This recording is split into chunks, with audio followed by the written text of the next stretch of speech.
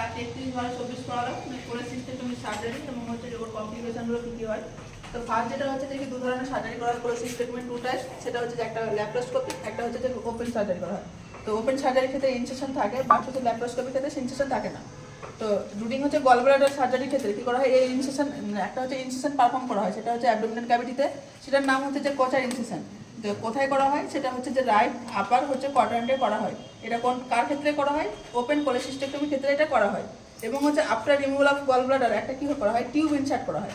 যে a tube insert in common বাইলা, কোথায় ইনসার্ট করা হয়, যে কমন বাইলাকে কী করা হয়, টিউব ইনসার্ট করা হয়। তাকে আমরা কি বলি, যে কাহার টি টিউব। তো কাহার টি টিউবটা কী করে, ইউজ ফর কী করা হয়, ড্রেনেজের ক্ষেত্রে সিক্রেশনের ক্ষেত্রে ইউজ করা হয়।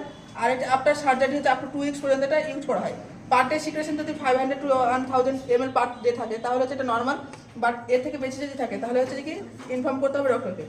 তারপরে গ্রিনিশ সিক্রেশন যদি না থাকে তাহলে সেটা নর্মাল ব্যাপার। যেহেতু আমরা কমন বাইলটাকে ইনসার্ট করছি, তাহলে কমন বাইলের যে কালারটা থাকে সেটা হচ্ছে সিক্রেশন হচ্ছে। প্রোলং যদি রেড সিক্রেশন হয় সেটা হচ্ছে যে কি ইন্টারনাল হেমারেজের সম্ভাবনা থাকে, সেজন্য আমরা সেই সময় কী করবো, ডক্টরকে ইনফর্ম করবো।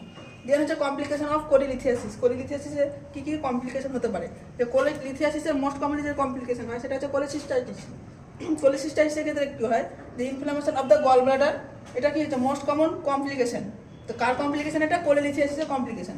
আর যেটা দেখা যায় সেটা হচ্ছে প্যানক্রিয়াটাইটিস। প্যানক্রিয়াটাইটিসটা কী হয়, যে ইনফ্লামেশন অফ দ্য প্যানক্রিয়াস। আর একটা সিমটম দেখা যায় যে মিরাজিস সিনড্রোম। মিরাজিস সিনড্রোমটা কী হয়, যে ডিউ টু গল ব্লাডার হচ্ছে স্টোন, কী হয়, কমন বাইল ডাক্ট অবস্ট্রাকশন। যে কমন বাইল ডাক্ট থাকে সেখানে কী হয়, অবস্ট্রাকশন হয়, এখানে কি কোনো বাইল সিক্রেট হয় না, এই জন্য কী হয়, যে মিরাজিস সিনড্রোম দেখা যায়। এর তারপরে হচ্ছে যে মোস্ট কমনলি যেটা কমপ্লিকেশন কি পড়ালাম, কোলেলিথিয়াসিসের কোলেসিস্টাইটিস। তো কোলেসিস্টাইটিসটা কি হলো, যে inflammation of the gall bladder. ওখানে কি ছিল, যে কোলেলিথিয়াসিসে শুধু স্টোন ছিল গল ব্লাডারে, এখানে কি হচ্ছে ইনফ্লামেশনও থাকছে। এর কজেসগুলো কি কি হতে পারে, মোস্ট কমনলি যেটা কজ হচ্ছে যে কোলেলিথিয়াসিস, কারণ কোলেলিথিয়াসিসটা কি হচ্ছে, যে গল ব্লাডার স্টোন থাকছে। দেন হচ্ছে যে কি ব্যাকটেরিয়াল ইনফেকশন হতে পারে, স্টাফাইলোকক্কাস ইকোলির জন্য হতে পারে, বা ট্রামার জন্য হতে পারে। দেন হচ্ছে এর সাইন সিমটমগুলো দেখা যায়, কী কী দেখা যায়, যে চারকোট ট্রাইড দেখা যায়। এখানে কি হয়, যে ট্রাইড মানে হচ্ছে যে ত্রিভুজ, 3 ধরনের সাইন সিমটম দেখা যায়। পেনটা কোথায় হয়, যে রাইট আপার কোয়াড্রেন্টে পেন হয়। দেন হচ্ছে কি জন্ডিস থাকবে পেশেন্টের ক্ষেত্রে, ফিভার থাকবে। তারপরে হচ্ছে রেনয়েডস পেন টেস্ট দেখা যাবে। এখানে কি হচ্ছে 5 ধরনের সাইন সিমটম পেশেন্টের ক্ষেত্রে দেখা যাবে, যে রাইট আপার কোয়াড্রেন্টে হচ্ছে যে কি পেইন হবে, ফিভার থাকবে, জন্ডিস থাকবে, হাইপোটেনশন হবে, মানে বিপি ফল করবে, কনফিউশন থাকবে পেশেন্টের ক্ষেত্রে।